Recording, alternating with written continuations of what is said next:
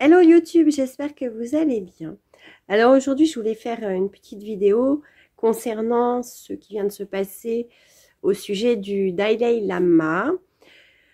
Pour moi, c'est une excellente occasion de voir le réel et de se centrer sur soi. J'ai pris quelques notes pour rien oublier parce que c'est une vidéo importante. En fait, donc il s'agit d'un fait. Hein, vous l'avez tous à peu près su. Il a demandé à un petit garçon de lui sucer la langue. Bon, c'est un fait. Stop, ne réagissez pas.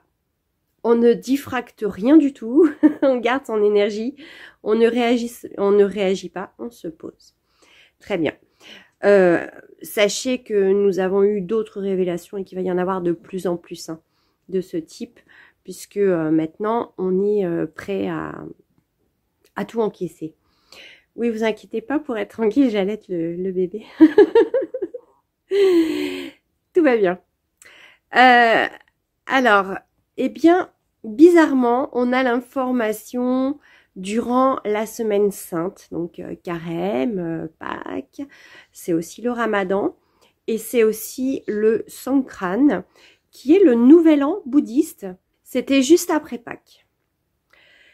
Alors, c'est vraiment très intéressant de voir que nous apprenons cela durant cette période censée être vraiment très sainte et avoir des énergies lumineuses. C'est peut-être ça d'ailleurs où on éclaire la pièce et on voit tout ce qui se cachait dans les zones d'ombre. Hein. Alors, y a-t-il vraiment une nécessité en fait de croire qu'un Dieu sauveur va venir nous sortir de nos histoires, améliorer notre vie? Est-ce que c'est aussi nécessaire de croire qu'il y a des humains sur cette terre qui sont plus avancés que nous ou pas? Qu'est-ce qu'on peut dire à ce niveau-là, au niveau du réveil, de l'éveil, vous voyez? Je parlerais plutôt de réveil, c'est-à-dire que on a des phases de sommeil et puis on a des phases de réveil dans la journée où on est plus ou moins conscient ou pas. C'est un petit peu la même chose, je crois. Quand on est conscient de qui on est, en fait, hein, donc de cet humain multidimensionnel, avec tous ces étages, du coup, eh bien, on peut décider d'aller vivre dans sa conscience. Il n'y a pas à être enseigné pendant des années et des années. D'ailleurs, petit aparté, c'est pour ça que je suis Daikini et pas maître tantra, parce que maître tantrique, il faudrait apprendre tout un tas de rituels, etc. Alors que les enseignements, je les ai. Donc, je préfère enseigner comme ça, plutôt que de me mettre dans des bouquins qui ne servent à rien, puisque ça date d'il y a 5000 ans. Donc oui, on peut dire que effectivement, il y a quelque chose de posé, sur un socle fort, mais aussi je vous demanderais, est-ce que si votre voiture avait 5000 ans, vous souhaiteriez pas en racheter une neuve? Donc voilà, tout simplement. On prend la base de la voiture, hein, ça reste toujours pareil, une espèce de moteur, des roues, etc. Et puis on va chez le concessionnaire et on achète du neuf. Voilà. Alors, est-ce qu'il serait nécessaire aussi de croire encore qu'il y a des gens qui sont bien, des gens qui sont mal, des gens qui font bien, des gens qui font mal? Vous verrez que il y a eu aussi Mère Teresa, il y aura de plus en plus de personnes, et vous verrez même des personnes que vous croyez faire mal actuellement, qui vont peut-être avoir des bonnes actions. Ça, on l'a vu, hein, par exemple avec Trump. En fait, c'est simple. Sur Terre, nous sommes sur un monde dual. Chaud, froid, bien, mal, yin, yang, nuit, jour, féminin, masculin, ombre, lumière, peur, amour. Il y a un pôle nord, un pôle sud, on ne pourra pas défaire ça sur la Terre. C'est un monde de dualité. Et c'est notre ego qui va décider de se ranger sur un pôle plus, un pôle moins, etc. selon ce qu'il a entendu au préalable, surtout quand on est enfant. Ça, c'est pas bien. Hein, ah, ça, c'est bien. Hein, oui, il faut faire comme ça, faut pas faire... Et du coup, l'ego, lui, il a enregistré que... Et donc, il va toujours vouloir être une bonne personne. Le truc, de la spiritualité, de cette reconnexion à qui l'on est vraiment, à notre conscience. La conscience, c'est les deux ensemble, yin-yang. Alors, il suffit pas de prendre toute la partie blanche, de zapper la partie noire et puis d'essayer de faire une boule avec cette partie blanche et dire, ça y est, je suis dans l'unité. Non, l'unité, c'est le symbole du Tao, c'est le yin-yang, complètement équilibré. Voilà. Donc, je suis ni une bonne personne, ni une mauvaise personne, je suis les deux en équilibre et parfaitement en symbiose. En tout cas, je remercie vraiment le Dalai Lama de pouvoir nous donner son message aujourd'hui, qui quelque peu, à mon sens, est un message des plus sages qui soient. Sa défaillance, en fait, voilà. Il n'y a pas de personne sainte, il n'y a pas à se rapprocher d'un Dieu quelconque en faisant des bonnes choses. Il y a juste à aller se rapprocher de notre conscience au 8e étage de notre immeuble. Il n'y a plus de dualité, il n'y a plus de jugement. C'est même plutôt froid. Là où les faits, en fait, ont une raison d'être. Mais une raison... il n'y a pas d'émotion là-dedans, quoi. On va pas vous caresser dans le sens du poil. Et là où nous pouvons trouver non pas la réponse, mais nos réponses personnelles. Parce que je vous le rappelle, dans ce monde duel, il n'y a pas une réponse. Tout le monde a raison, tout le monde a tort, en fait. C'est un point de vue. Et le point de vue du voisin n'est pas le mien, mais j'ai pas tort, il a pas tort non plus, en fait. On a raison tous les deux. Après, c'est ça l'harmonie du yin-yang. C'est que il faut exposer les pourquoi du comment et puis comprendre. On n'est pas obligé de prendre le point de vue du voisin non plus, mais juste simplement le comprendre. Alors, comment y aller? C'est tout un chemin. C'est juste savoir la conscience de l'unité. Quand on est dans l'ego, on a la conscience de la séparation. Mon corps... Mes pensées sont séparées, le Dieu est là-bas et je le prie pour qu'il vienne m'aider, etc. La conscience de l'unité, on sait que Dieu, c'est moi. C'est lui qui m'a faite, je suis de même atome que l'univers, j'ai exactement la même composition moléculaire. Ma cellule de foie, la plus petite de mon corps, je dis n'importe quoi, hein, c'est peut-être pas celle-là, est exactement faite des mêmes molécules que l'univers, microcosme, macrocosme. Comment y aller? Prenons cet exemple. Ceci est un fait.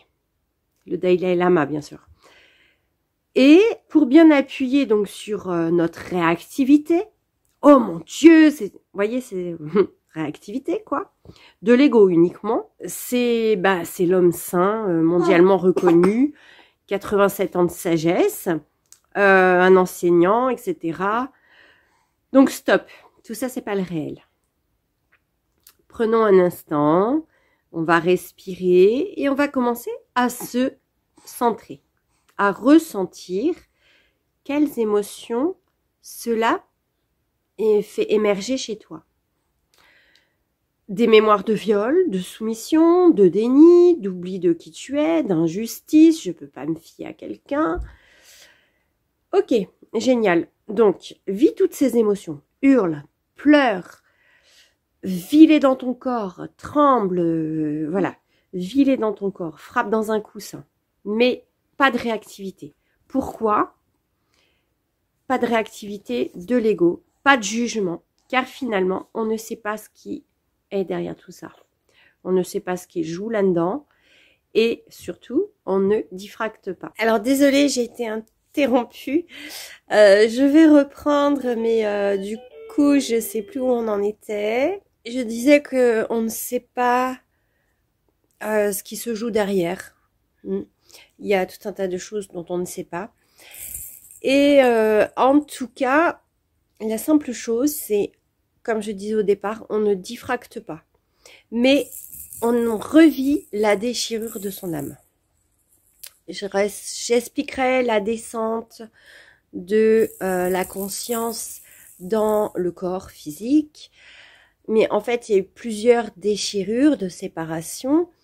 Et dans l'émotionnel, c'est cette déchirure originelle qu'on doit revivre pour remonter, pour récupérer en fait toute cette énergie qui a diffracté à la descente.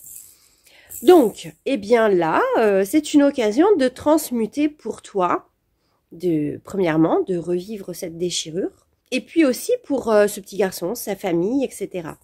Pourquoi je dis ça? Ben, souvenez-vous, le rôle qu'avaient les pleureuses dans les enterrements, il y a de ça quelque temps, eh bien en fait, elles étaient là pour aider à dissoudre le nuage, l'énergie, l'égrégore de tristesse qui était là sur la famille. Parce que c'est trop impactant.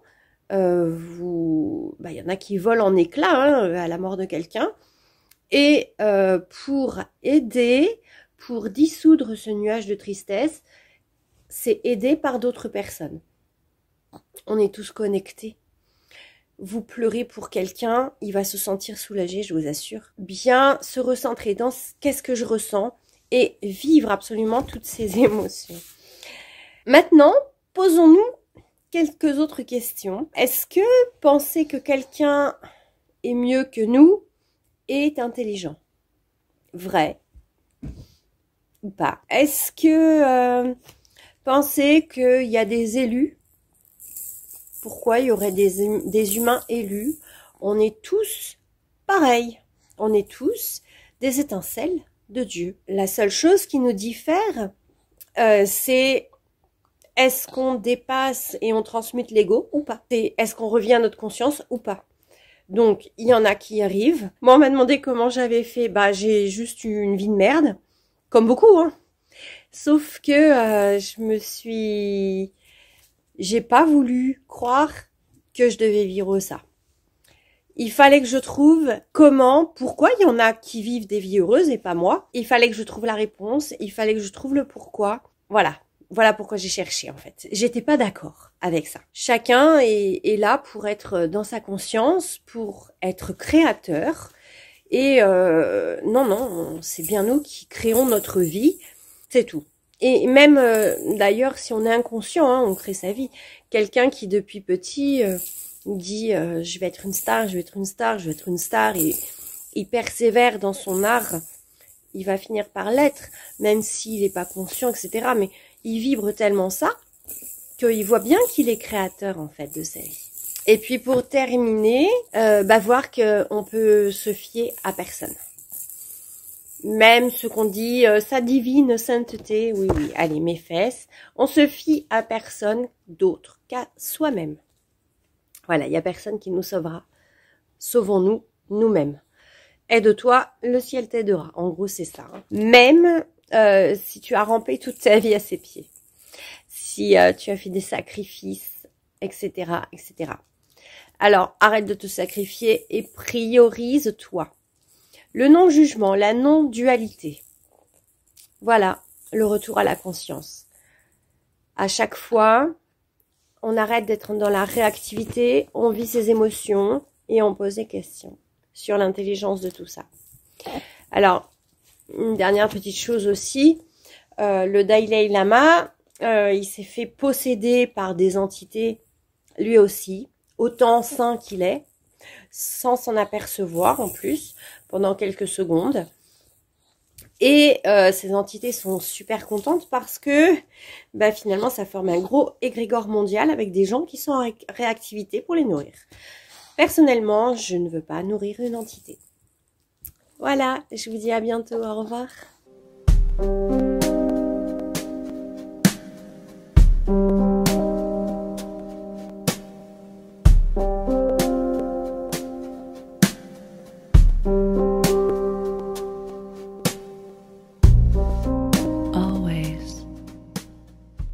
Bienvenue chez Jess Harmony.